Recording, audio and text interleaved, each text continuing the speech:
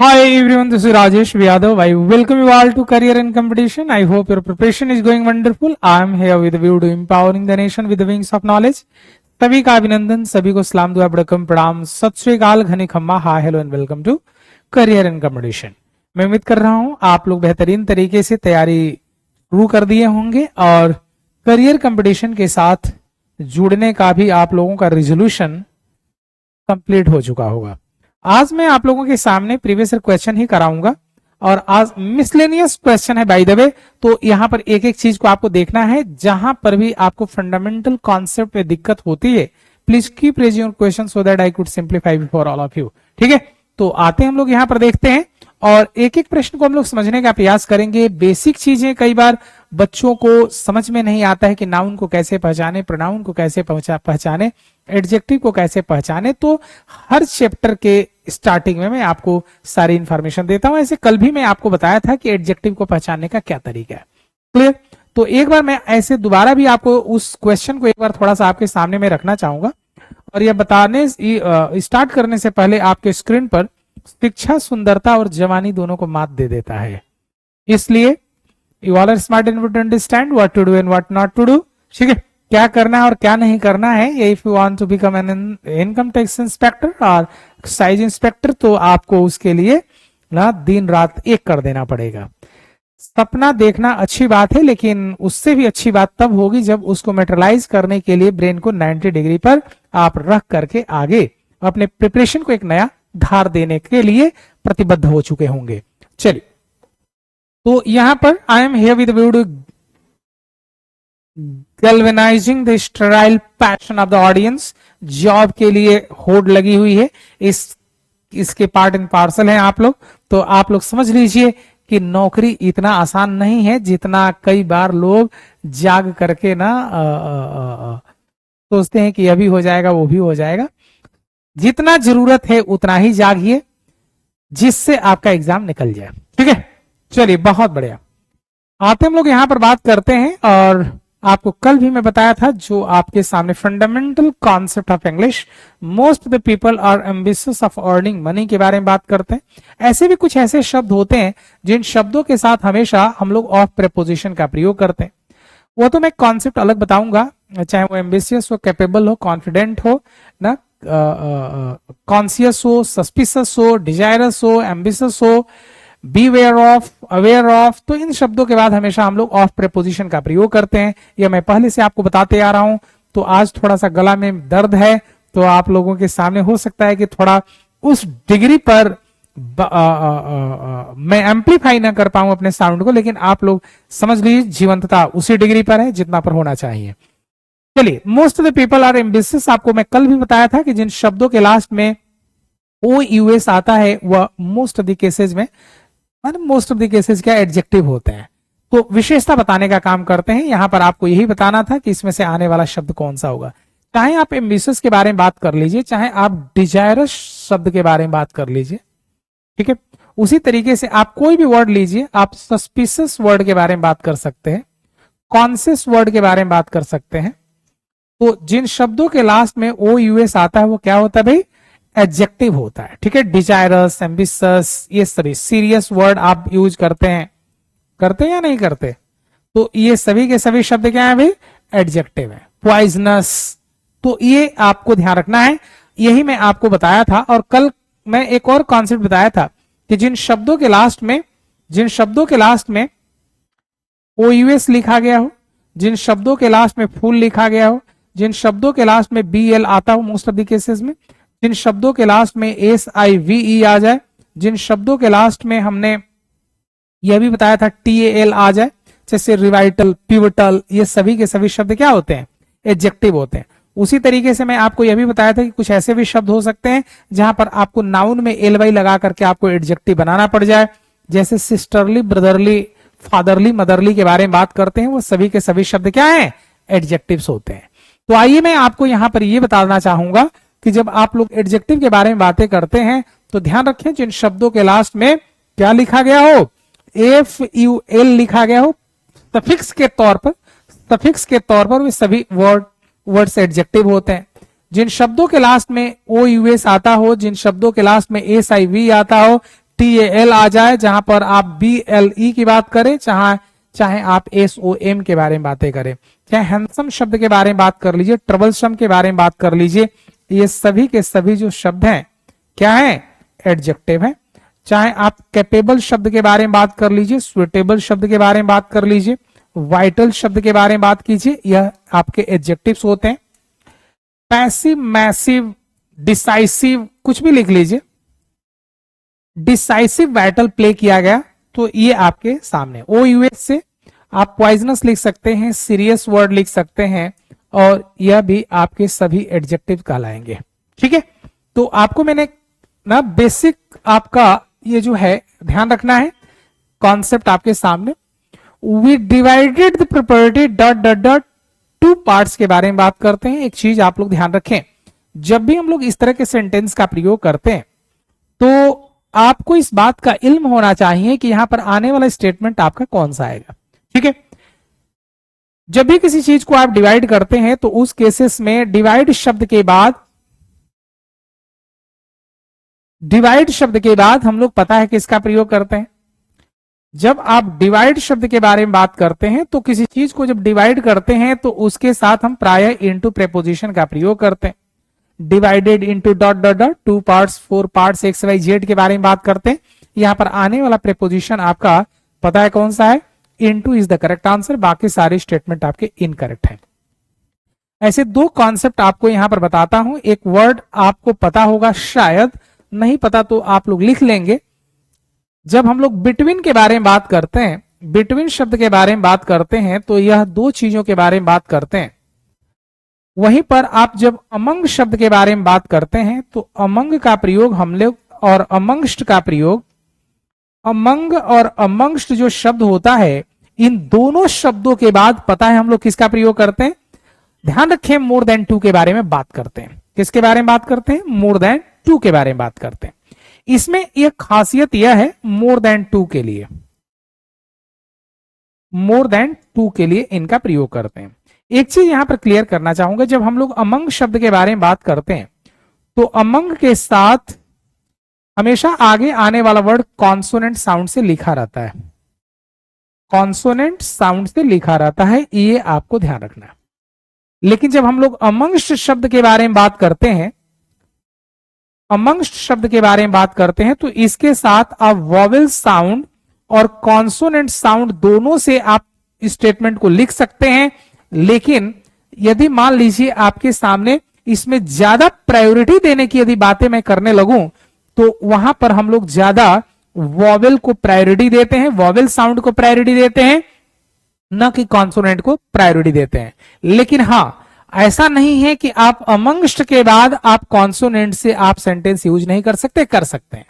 जैसे मान लीजिए मैं यह कहूं, this property has been divided amongst the poor, तो द आर्टिकल आता है तो उसके बाद आपको ध्यान रखना है कि हमेशा कैपिटल वर्ड का प्रयोग प्लूरल वर्ड का प्रयोग करेंगे। अमंग देम का भी प्रयोग कर सकते हैं, क्योंकि अमंग के बाद जो देम शब्द आ रहा है वो कॉन्सोनेंट साउंड से यूज किया गया है।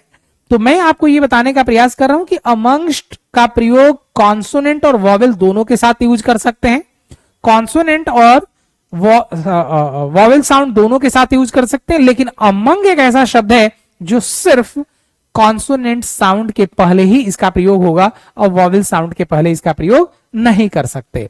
जैसे कोई आपसे ये कह दे, एक सेंटेंस मैं आपके लिए लिखता हूं, इसको आप लोग देखिए और समझने का प्रयास कीजिए। मैंने लिखा, दिस प्रॉपर्टी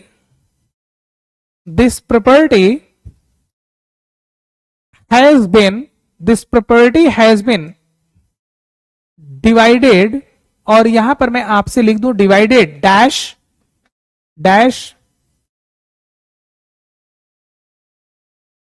8 सिस्टर्स, लिखा मैंने 8 बहनों में उस प्रॉपर्टी को डिवाइड कर दिया गया। तो अब आपको ऑप्शन दिया जाए कि यहां पर अमंग का प्रयोग करेंगे या अमंगस्ट का प्रयोग करेंगे या किसका प्रयोग करेंगे। डिस्ट्रीब्यूटेड के बारे में बात कर लेते हैं। यदि मान लीजिए मैं यहां पर आपके सामने ये कह दूं किसका प्रयोग करने के लिए, डिस्ट्रीब्यूट वर्ड के बारे में यदि बातें कर लिया जाए तो उस केस में आप ध्यान रखेंगे कि हमेशा आगे आने वाला जो शब्द आपके सामने दिख रहा होगा, have been distributed,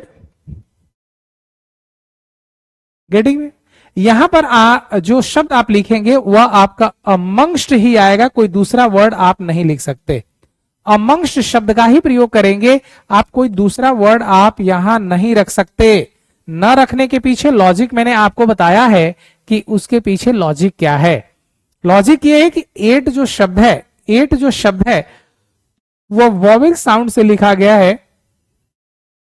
8 sisters, 8 brothers, कुछ भी लिख लीजिए। यहां पर 8 जो शब्द है ये कॉन्सोनेंट से नहीं वॉवेल साउंड है, इसीलिए आपने यहां पर अमंग शब्द का प्रयोग किया है। अमंग और अमंगस्ट, इसी तरीके से एक शब्द होता है, शायद आप लोगों ने सुना होगा, अमीड और अमिड्स्ट। तो आप लोगों के लिए असाइनमेंट है कि आप लोग मुझे ये बताएंगे कि अमीड और अमिड्स्ट में क्या अंतर है। ये दो शब्द हैं, ध्यान रखेंगे। अमीड और अमिड जो शब्द है इसमें क्या डिफरेंस है, ध्यान रखें। ऐसे बेसिकली हम लोग अमंग और अमंगस्ट की जगह पर यूज कर लेते हैं, लेकिन इन दोनों में उसके बावजूद भी डिफरेंस है। ठीक है, आप जैसे अमंग और अमंगस्ट का प्रयोग करते हैं वैसे ही अमीड और अमिड्स का प्रयोग कर सकते हैं, लेकिन उसके बावजूद भी एक डिफरेंस है, वह आप लोग जरूर बताएंगे। ठीक है, चलिए दूसरे प्रश्न की ओर रुख करते हैं और यहां पर आपके लिए मैं दूसरा प्रश्न रख देता हूं। देखेंगे यहां पर A is the correct answer, into का प्रयोग करेंगे। और दूसरा प्रश्न मैंने रखा है, find out the error in the given sentence. Although I face much problems in the office, I don't want to desert the path of honesty. आपने कहा है कि हालांकि मैं बहुत ज्यादा प्रॉब्लम ऑफिस में फेस करता हूं, उसके बावजूद भी ऑनेस्टी का जो रास्ता है उसको मैं नहीं छोड़ना चाहता। ये सेंटेंस आपने लिखा। एक बात बताओ, शायद आप लोगों ने सुना होगा एक वर्ड होता है मच और एक दूसरा होता है मेनी। इन दोनों में डिफरेंस है। ऐसे मच और मेनी जो शब्द है ना, ये दोनों पॉजिटिव डिग्री के शब्द हैं, मच और मेनी। मच और जो मेनी शब्द है ये दोनों पॉजिटिव डिग्री के शब्द हैं, इसी से कंपेरेटिव डिग्री मोर बनता है और इसी से हम लोग सुपरलेटिव डिग्री मोस्ट लिखते हैं। किसी को कोई दिक्कत है यहां पर? किसी को कोई दिक्कत है तो आप लोग बताते रहेंगे, नहीं समझ में आएगा तो मैं आपको समझाने के लिए वचनबद्ध हूं। कहते हैं ना, रघुकुल रीत सदा चली आई, प्राण जाई पर वचन न जाई। तो ये ध्यान रखेंगे, आपको हमने यदि वादा दिया है कि करियर एंड कंपटीशन के प्लेटफॉर्म पर आपको सफलता दिलाएंगे तो हम दिलाएंगे, बशर्ते आप जीवंतता का प्रदर्शन करते रहिए। जहां दिक्कत होती है प्रश्न पूछते रहिए। ठीक है, महत्वाकांक्षा जो है बुद्धिमानी के बिना वैसे ही है जैसे बिना पर का कोई पक्षी। तो जहां पर महत्वाकांक्षा हो वहां पर बुद्धिमानी की भी जरूरत होती है। बिना बुद्धिमानी के महत्वाकांक्षा भी अधूरा ही रहता है।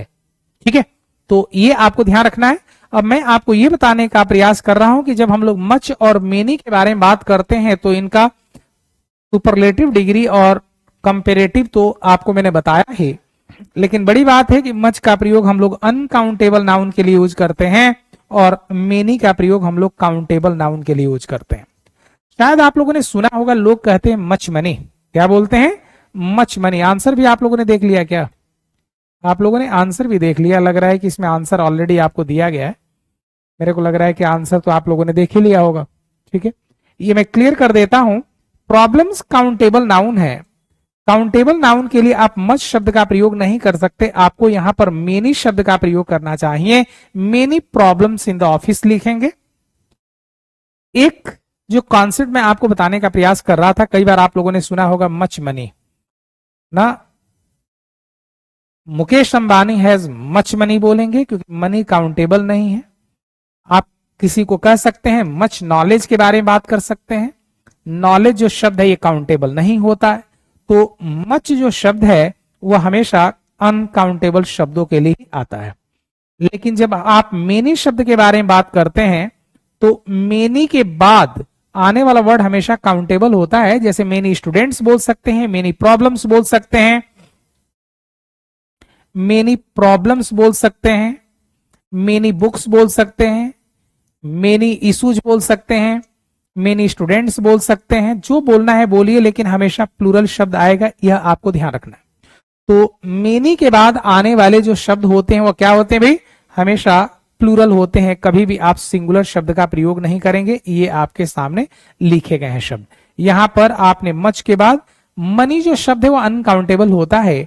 हम मनी को नहीं गिनते, हम करेंसी को गिनते हैं। बक्स, डॉलर, येन, पाउंड ना, रुपया, टका, क्वाइंस, इसको हम लोग गिनते हैं। मनी शब्द इज अनकाउंटेबल।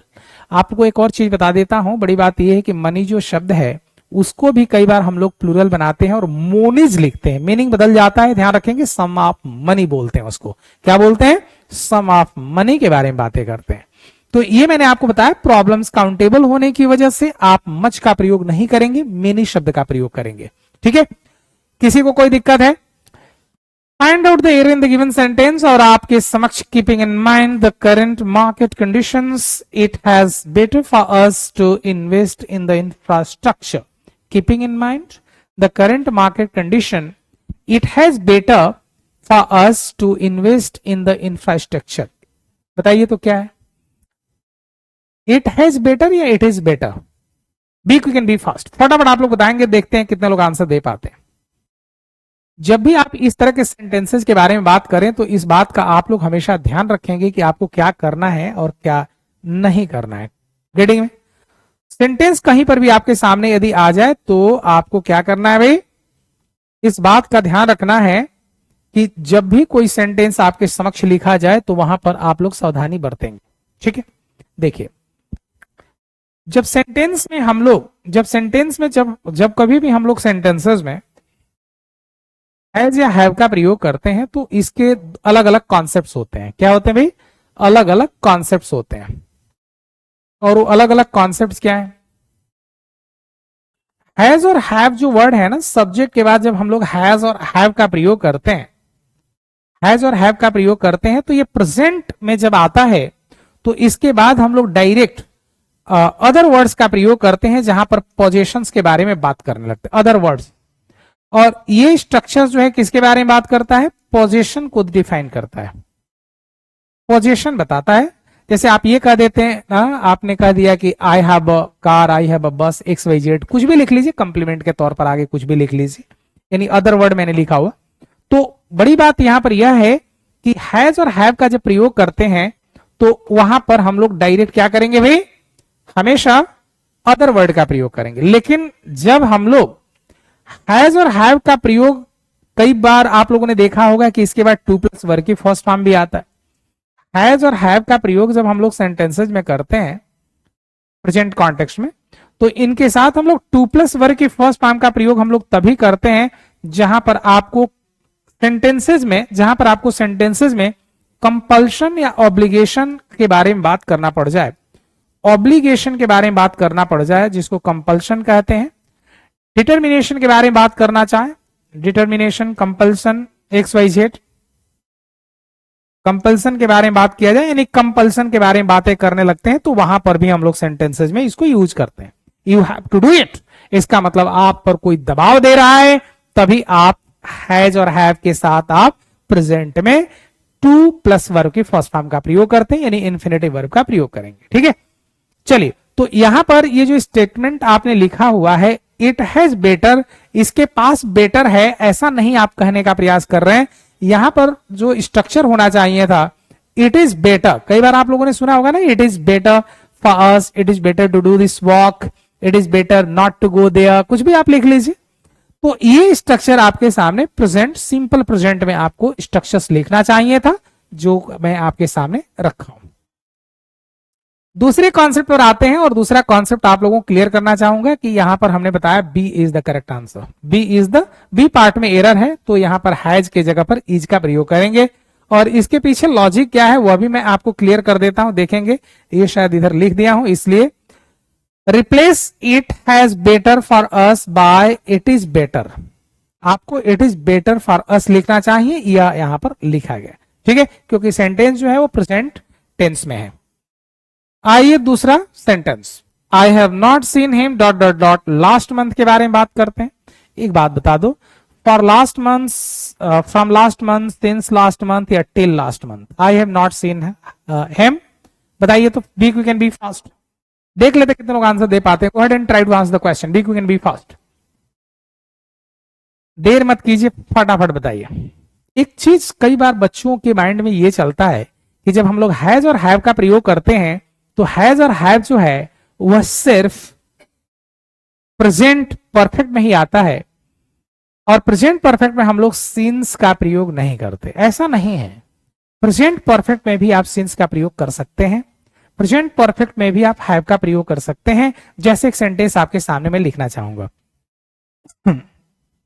मैं यह लिख दूं कि आई have not seen him, I have not seen him since Monday.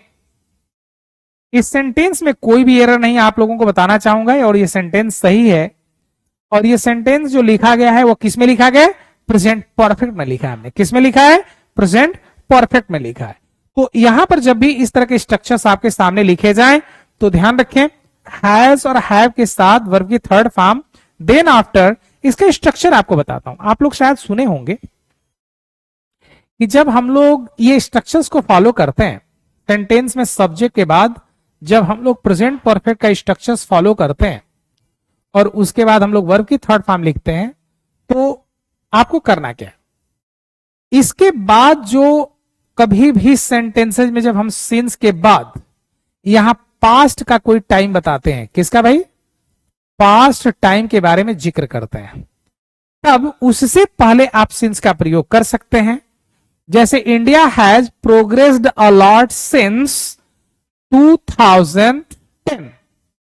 ये जो सिंस है पास्ट के पहले रखा गया। इस सिंस का क्या मतलब? यहां पर जो समय लिखेंगे, चाहे आप 1947 ही क्यों ना लिख दीजिए, पिछले मंडे की बात करते हैं यहां पर, और पिछले मंडे से लेकर के अब तक की बात कर रहे हैं। सिंस का यहां पर इस सेंटेंस में मतलब यह है कि आप 1947 से लेकर के अब तक की बात करते हैं, और जब पास्ट से लेकर के प्रेजेंट तक के बारे में बात करते हैं तो वह टेंस जो होता है वह प्रेजेंट परफेक्ट होता है। क्या होता है? प्रेजेंट परफेक्ट होता है। इसीलिए हमने आपको बताया कि हैज और हैव के साथ वर्ब की थर्ड फॉर्म होने पर भी हम लोग सिंस शब्द का प्रयोग कर सकते हैं। देख लीजिए यहां पर स्ट्रक्चर आपके सामने यूज किया गया है, और यहां पर आपके सामने पास्ट का टाइम मेंशन किया हूं मैं। तो इसमें से कौन सा शब्द लिखेंगे आप? सिंस शब्द इज द करेक्ट आंसर, बाकी सारे आपके स्टेटमेंट जो है वो इनकरेक्ट है। कौन सा भाई? सी इज द करेक्ट आंसर, बाकी सारे स्टेटमेंट इनकरेक्ट। ठीक है, चलिए, किसी को कोई दिक्कत है तो बताइए भाई। थोड़ा सा गला में दिक्कत है लेकिन कोई बात नहीं, मैं आपके आंसर को बताने के लिए ना वचनबद्ध हूं। कहीं से कुछ भी पूछिए, आपके पास अभी आंसर जाएगा। आइए यहां पर देखते हैं, बातें कम काम ज्यादा यदि चाहते हैं सिलेक्शन पाना। बातें कम काम ज्यादा यदि चाहते हैं सिलेक्शन पाना, तो जुड़े रहिए करियर कंपटीशन के साथ। Find out the error in the given sentence, और मैंने आपको ये बताने का प्रयास किया है कि यह सेंटेंस लिखा गया है, he did not approve of his son raising stupid questions and thereby vexing the teacher. None of the above, या इसमें से कोई भी एरर नहीं है। Find out the error. एक बात बताइए, शायद आप लोगों ने सुना होगा जब कोई भी हम लोग सेंटेंसेज बात करते हैं और वहां पे पोजीशन दिखाने का प्रयास करते हैं तो हम लोग लिखते हैं रवीज बुक या रवीज स्टेटमेंट। रवीज बुक या रवीज स्टेटमेंट, इसका मतलब यह है कि आप यहां पर इस जो बुक है इस पर किसका पोजीशन है? रवि का पोजीशन है। यहां पर अपॉस्ट्रोफी एस का मतलब होता है का। क्या होता है यहां पर? अपॉस्ट्रोफी एस का मतलब होता है का, जिसके कॉन्टेक्स्ट में हम लोग बातें करते हैं। तो जब भी इस तरह के सेंटेंसेज आपके सामने रखा जाए तो उसमें आपको ध्यान रखना है और सिस्टमैटिक तरीके से चीजों को आपको पढ़ना चाहिए। गेटिंग में आते हैं तो मैंने आपको यह बताने का प्रयास किया कि find out the error in the given sentence. इसमें आपको एरर क्या दिखता है, मैंने आपको यह बताने का प्रयास किया कि जब भी इस तरह के स्टेटमेंट लिखा गया हो तो आपको ध्यान रखना है कि पोजीशन दिखाने के लिए हम लोग क्या करेंगे? अपॉस्ट्रोफी एस का प्रयोग करने लगे। किसका प्रयोग करेंगे? अपॉस्ट्रोफी एस का प्रयोग करेंगे। यहां पर हमने आपको बताया कि रवि के बारे में बात करते हैं और रवि के बाद अपॉस्ट्रोफी एस दिखाने का मतलब यह है कि आप बताना चाह रहे हैं कि रवि की यह किताब है। यहां पर ऑफ शब्द है, ऑफ का मतलब यह है कि आप ऑफ लिखना चाह रहे हैं। इसको यदि सिंपल लैंग्वेज में यदि मैं लिखना चाहूं तो मैं इसको ऐसे लिखूंगा, बुक ऑफ, क्या लिखूंगा भाई? बुक ऑफ रवि के बारे में हम बात करेंगे। किसके बारे में बात करेंगे? बुक ऑफ रवि के बारे में बात करेंगे।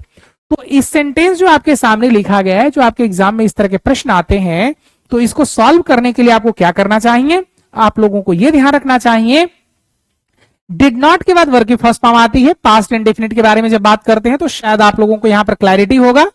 यहां पर मैंने डिड नॉट का प्रयोग मैंने किया, तो डिड नॉट और डू नॉट का प्रयोग करते हैं, चाहे डज नॉट का प्रयोग करते हैं, तो हमेशा वर्ब की कौन सी फॉर्म आती है, फर्स्ट फॉर्म आती है। यहां पर हमने आपको बताया कि अप्रूव जो वर्ड है ये वर्ब की फर्स्ट फॉर्म है, यहां पर कोई दिक्कत नहीं है। दूसरे प्रश्न के लिए आते हैं, और दूसरा प्रश्न लिखा गया of his son raising stupid question. एक बात बताओ, जो वह क्वेश्चन उसका लड़का रेज कर रहा है वो स्टूपिड क्वेश्चन है, यानी इस तरह का प्रश्न नहीं पूछना चाहिए। तो यहां पर जो सेंटेंस आपने लिखा his son raising stupid question, इसके बारे में बात कर रहे हैं कि उसके सन जो है उसने प्रश्न जो पूछा है वो स्टूपिड है। तो इसमें आपको संबंध स्थापित करने के लिए क्या करना चाहिए, यहां पे ऑफ प्रेपोजिशन का प्रयोग कर लेना चाहिए, यानी ऑफ के लिए आप क्या करेंगे, अपॉस्ट्रोफी एस। क्या करेंगे आप, अपॉस्ट्रोफी एस का प्रयोग करेंगे। इसलिए आपको यहां पर क्या कर लेना चाहिए, सन्स रेजिंग स्टूपिड क्वेश्चन। क्या करना चाहिए, sons raising stupid question. Wait for a moment please.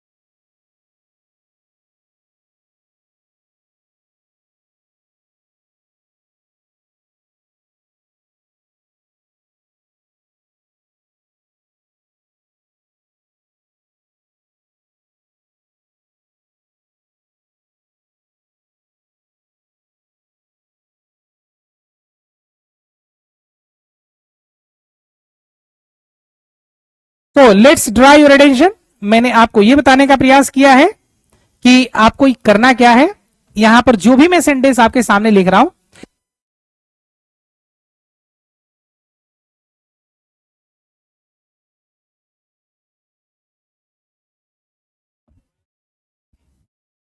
ठीक है, चलिए आइए यहां पर जो भी सेंटेंसेस आपके सामने रखे जा रहे हैं उसको करना क्या है। जैसे मान लीजिए मैंने यहां पर सेंटेंस रखा, ये आप लोगों को शायद मैंने ये सेंटेंस जो फ्रेम किया था इसमें क्या था भाई, जैसे मान लीजिए आप बोलते हैं ना कि रवीज बुक, मोहन्स ना पेन, तो मोहन के बाद जो अपस्ट्रॉफी लगाते हैं, इस अपस्ट्रॉफी का मतलब होता है ऑफ। क्या होता है, ऑफ। जैसे आप यहां पर मोहन लिख लीजिए, चाहे मोनू लिख लीजिए, चाहे कुछ भी लिखिए, और मोहन पर अपस्ट्रॉफी एस लगाने के बाद जो यहां पर चीज लिखेंगे, जैसे आपने पेन लिख दिया, इसका सीधा सा मतलब है कि आप ये बताना चाह रहे हैं कि मोहन का, ऑफ का मतलब होता है का, और यहां पर आपने क्या बताया, पेन शब्द के बारे में बात करते हैं। गेटिंग में? चलिए दूसरे प्रश्न पर आते हैं, और यहां पर आपके सामने दूसरा स्टेटमेंट, ठीक है। तो मैंने आपसे ये जानने का प्रयास किया, choose the right option which expresses the meaning of the word. आपको बताना है इनविंसिबल वर्ड का क्या मतलब होता है। इनविंसिबल वर्ड का आपको बोल रहा है कि which expresses the meaning of the word, यानी आपको सिनोनिम बताना है। सिनोनिम का मतलब होता है similar meaning of something, similar meaning of something. तो ये जो वर्ड इनविंसिबल है, इनविंसिबल का मतलब होता है अनकंक्वेरेबल, अजेय बोलते हैं जिसको हराया ना जा सके, उसी को हम लोग क्या बोलेंगे भाई, सुपरमैन की तरह। मैं अभी आपको पिक्चर दिखाता हूं, यहां पर एक ना फोटो दिखाऊंगा जिसमें लगेगा कि भैया इसको कोई नहीं हरा सकता। शायद आप लोगों ने शक्तिमान का नाम सुना होगा। तो इनविंसिबल जो शब्द है ना, इसका मतलब होता है अजेय के बारे में बात करते हैं, जिसको जीता ना जा सके उसी को हम लोग इंग्लिश में क्या बोलते हैं, अजेय बोलते हैं। यहां पर डिफीटेड आपने लिखा, डिफीटेड का मतलब ना हारा हुआ, तो भैया वो अजेय कैसे होगा। लर्नेड का मतलब होता है सीखा हुआ, कई बार गलतियां करके भी आदमी सीखता है। यहां पर स्पोकन जो बोला हुआ है, यहां पर हमने अनकंक्वेरेबल लिखा है। अनकंक्वेरेबल का मतलब जिसको कनकर नहीं किया जा सकता, जिसको हराया नहीं जा सकता, उसी को हम लोग क्या बोलेंगे, इनविंसिबल। तो यहां पर जो सिनोनिम मैंने शब्द लिखा है वह क्या लिखा है भाई, अनकंक्वेरेबल वर्ड लिखा है। क्या लिखा है मैंने, अनकंक्वेरेबल वर्ड लिखा है। तो जब भी इस तरह के सेंटेंस आपके सामने रखे जाएं तो ध्यान रखेंगे आपको क्या करना है और क्या नहीं करना है। अनकंक्वेरेबल लिख सकते हैं, जिसको हम लोग अनसरमाउंटेबल के बारे में बात कर सकते हैं, इनविंसिबल के बारे में बात कर सकते हैं। A person who can not be defeated by anybody else, that person will be known as invincible. Getting me? So drive your attention for the next question. जैसा कि मैंने आपको बताया D is the correct answer, यहां पर मैंने आपको बताया D is the correct answer. Getting me? यहां पर आते हैं दूसरे प्रश्न की ओर रुख करते हैं। देखेंगे ये सुपरमैन जो है यह क्या होता है, इनविंसिबल होता है, इसको आप हरा नहीं सकते। तो मेरे को लग रहा है कि ये इनविंसिबल वर्ड को देख करके आप समझ सकते हैं कि जो भी व्यक्ति किसी से हार नहीं पाता है वह अजेय होता है, और उसी को हम लोग क्या बोलेंगे, इनविंसिबल बोलेंगे। दूसरा पिक्चर और दिखाता हूं, एक फोटो यहां पर देखेंगे। छोटा भीम, सुना है आप लोगों ने छोटा भीम? तो छोटा भीम भी कहीं पर भी ना झंडा गाड़ के आता है, तो इसलिए मैंने आपको बताया कि ये जो पिक्चर है किसके बारे में बात करते हैं, इनविंसिबल, जिसको डिफीट नहीं किया जा सकता, उसी के बारे में बात करते हैं। Next question, find out there in the given sentence, since I had lived there for many years the villagers were very comfortable, talk to me about all their problems. इसमें आपको एरर बताना है। Find out there in the given sentence करना क्या है, बच्चों वाला statement मैं आपको बताता हूं। एक बात बताओ, आपने कहा कि क्योंकि मैं वहां पर बहुत वर्षों तक गांव में रहा हूं और ना the villagers were very comfortable, villagers जो थे बहुत ज्यादा कंफर्टेबल थे। क्या करने के लिए? आपने लिखा टॉक टू मी, मेरे से बात किए या बात करते हुए। आपको कहना चाहिए वो मेरे से बात करते हुए बहुत कंफर्टेबल थे। तो यहां पर जो आपने टॉक्ड लिखा है ना, वो टॉक्ड नहीं आएगा। क्या आएगा भाई? कंफर्टेबल। ये जो वर्ड कंफर्टेबल के बाद आपने टॉक्ड लिखा हुआ है, मैंने आपको बताया कि यहां पर पता है क्या होना चाहिए, since I had lived there for many years the villagers were very comfortable talking to me. मेरे से बात करते हुए वे लोग बिल्कुल ही क्या है, टॉकिंग का मतलब होता है जैसे आप बात कर रहे हैं। तो यहां पर आपको पता लग रहा होगा कि पास्ट के बारे में बात कर रहा है।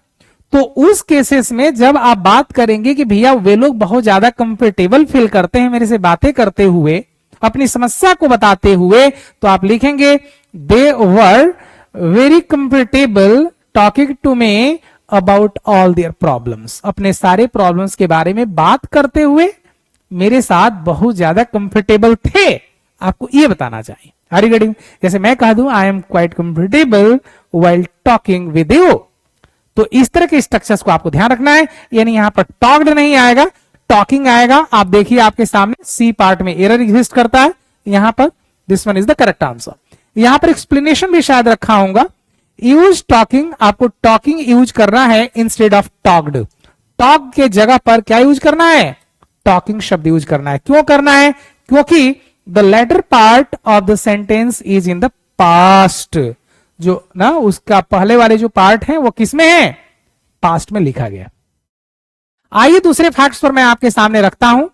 योर बिहेवियर आपके सामने मैंने लिखा योर बिहेवियर, यहां पर तो मेरे को लग रहा है 1 मिनट के लिए थोड़ा सा वेट करेंगे please. Wait for a moment, wait wait wait. तो जब भी इस तरह के सेंटेंस आपके सामने रखा जाए तो आपको क्या करना चाहिए, इस बात का ध्यान रखें कि हमेशा आपको सेंटेंसेस को प्रोसीड कर देना चाहिए। ठीक है, आइए यहां पर देखिए आप, जो सेंटेंस हमने आपके सामने रखा हुआ है, your behaviour does not admit any excuses. आपका जो बिहेवियर है does not admit any excuses. कुछ ऐसे वर्ड्स होते हैं ना जहां पर हम लोग फिक्स प्रेपोजिशंस का प्रयोग करते हैं। किसका करते हैं? Fix preposition. जैसे ये सेंटेंस देखिए, जैसे मैं आपसे कहूं कि जैसे आपने एडमिट शब्द का प्रयोग किया, किसका प्रयोग किया है? एडमिट शब्द का प्रयोग किया। जो एडमिट शब्द आपके सामने रखा गया है, इस एडमिट में आपको पता है क्या होना चाहिए। जैसे एडमिट आपने लिखा, एडमिट के बाद इन भी आता है, लेकिन इस सेंटेंस का स्ट्रक्चर कुछ ऐसा है जहां पर कह रहा है कि your behaviour does not admit any excuse. अब इनमें से आपको प्रेपोजिशंस का प्रयोग करना है। क्या करना है? इसमें से किसी एक प्रेपोजिशंस का प्रयोग करना है। जहां पर एडमिट के बारे में बात करते हैं, कॉन्फिडेंट वर्ड के बारे में बात करते हैं, कॉन्फिडेंट वर्ड के बारे में बात करते हैं, कैपेबल वर्ड के बारे में बात करते हैं, इन शब्दों के साथ हम लोग इस तरह की स्थिति में पता है किसका प्रयोग करेंगे? ऑफ प्रेपोजिशन का प्रयोग करेंगे। और ये सेंटेंस आएगा, your behaviour does not admit of any excuses. क्या करेगा?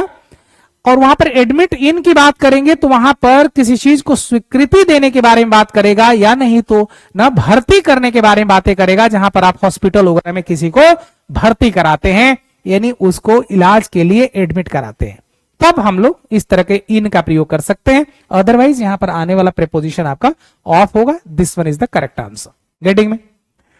आइए एक लास्ट क्वेश्चन आपके सामने में बताता हूं। Find out the error in the given sentence. ओहो, ये तो आपको आंसर ही दिख गया क्या? यहां पर ना 1 मिनट के लिए थोड़ा सा होल्ड करेंगे, please wait for a moment.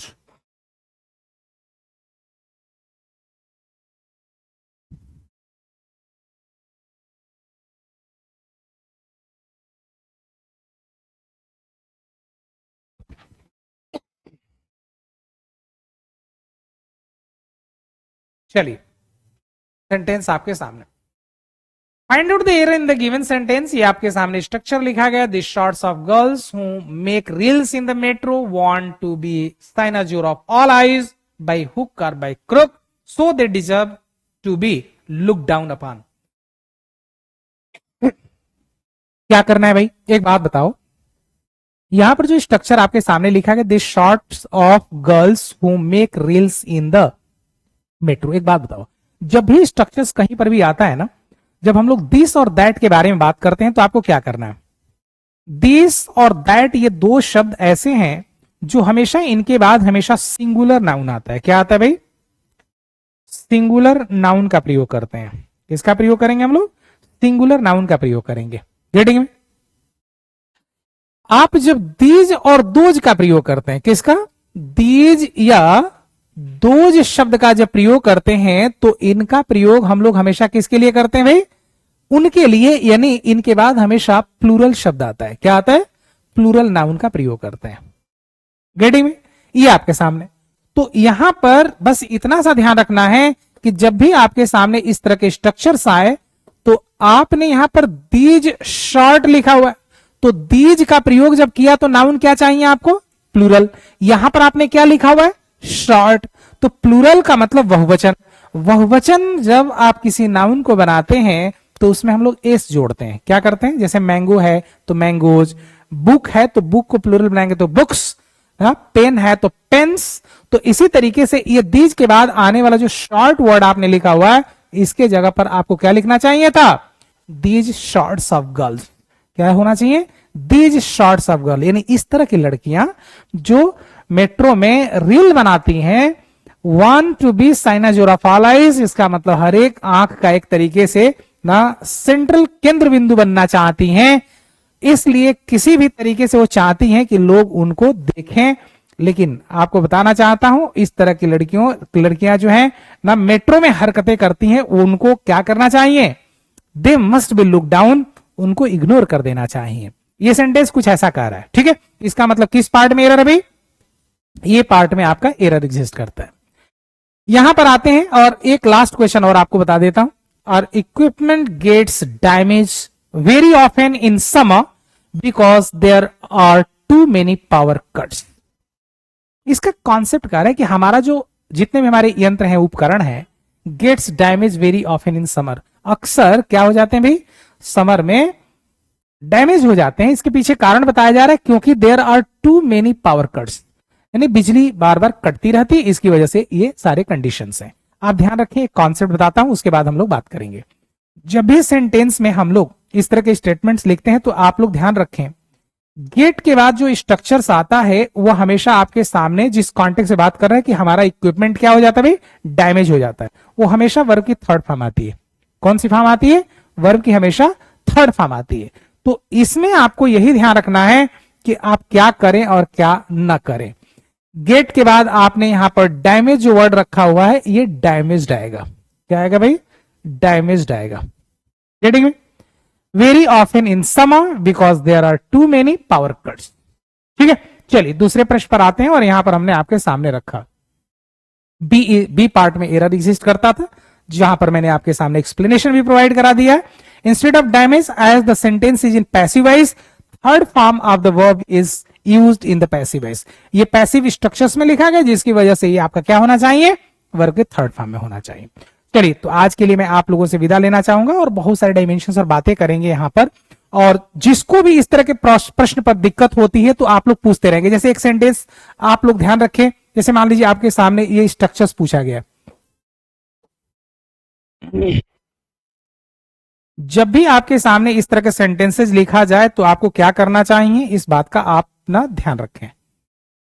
जैसे मान लीजिए मैं एक वर्ड आपके सामने रखता हूं और ये वर्ड मैंने आपके सामने एक सेंटेंस रखा। ठीक है, what is synonym of the word timorous? Timorous जो वर्ड है इसका सिनोनिम क्या है? एक बात बताइए। टिमरस जो वर्ड होता है इसका मतलब होता है जहां पर व्यक्ति संकोच करने लगता है या डर जाता है या कोई काम करने से कतराता है, तो उस केसेस में हम लोग टिमरस वर्ड के बारे में बात करते हैं। पिक्चराइज करके आपके सामने मैं प्रेजेंट कर देता हूं ताकि पिक्चर को देख करके जहां पे नर्वस व्यक्ति नहीं होने लगता है, थोड़ा सा लगता है कि पता नहीं कर पाऊंगा नहीं कर पाऊंगा, एक तरीके से कायरपना उसके अंदर हो, तो उसको हम लोग बोलते हैं टिमरस। तो टिमरस वर्ड का सिनोनिम जो आपके सामने इस सेंटेंस में पूछ रहा है वह यहां पर ध्यान रखें, जो वर्ड आपको होगा वो टिमिड होगा, क्योंकि टिमिड का भी मतलब होता है कायर। यानी टिमिड का मतलब जैसे मान लीजिए कोई काम करने में आप संकोच करने लगे या डरने लगे या उससे कतराने लगे, तो उस केस में हम लोग टिमरस वर्ड का प्रयोग करते हैं। आइए एक पिक्चर दिखाता हूं आपको, picture in the sense photo दिखाता हूं। देखिए, जैसे ये वर्ड देखेंगे, सी इज द करेक्ट आंसर। यहां पर जो स्ट्रक्चर आपके सामने रखा गया मीन शोइंग और सफरिंग नर्वसनेस और लैक ऑफ कॉन्फिडेंस, जहां कॉन्फिडेंस ना हो, पता नहीं हो पाएगा नहीं हो पाएगा, कतरा रहे हैं आप, तो इसको हम लोग टिमरस बोलते हैं। ये पिक्चर देख लीजिए, आप देख रहे हैं, इस पिक्चर को देख करके आप लोगों को पता लग जाएगा ऐसी अवस्था में आप टिमरस वर्ड का प्रयोग करते हैं। ऐसी ही अवस्था में किसका प्रयोग करते हैं आप? टिमरस वर्ड का प्रयोग करते हैं आप।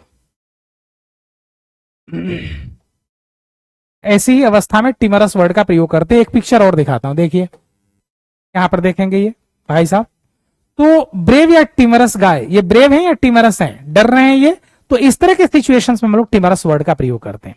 चलिए, तो आज के लिए मैं आप लोगों से विदा लेना चाहूंगा और नेक्स्ट क्लास में बहुत सारे डायमेंशन बातें करेंगे।